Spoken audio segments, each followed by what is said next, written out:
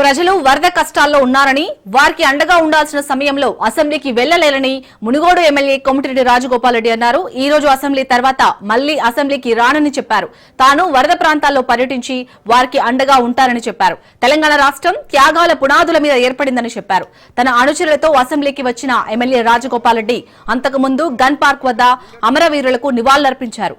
అమరవీరుల స్తూపం గుడితో సమానమని చెప్పారు. అయితే ఈ సందర్భంగా తన మంత్రి పదవిపై ఎలాంటి కామెంట్ చేయకపోవడం గమనార్హం.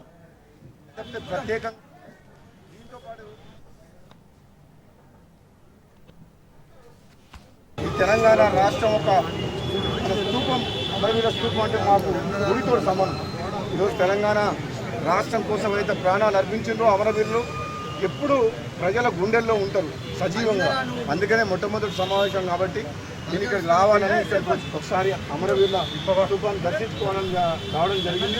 అంతే తప్పితే ప్రత్యేకంగా ఏం లేదు. దీంతో పాటు ఈ మధ్య వరదల వల్ల కామారెడ్డి పరిసర ప్రాంతాల్లో ఎంతోమంది ఎఫెక్ట్ అయ్యారు కాబట్టి నేను మా సహచర మిత్రులు అందరూ కూడా ఆ వరద బాధితులకు సహాయ కార్యక్రమంలో పాల్గొంటాను పోతున్నాం. ఈ మొట్టమొదటి రోజు సమావేశం కాబట్టి ఇక్కడికి రావడం జరిగింది. అంతే.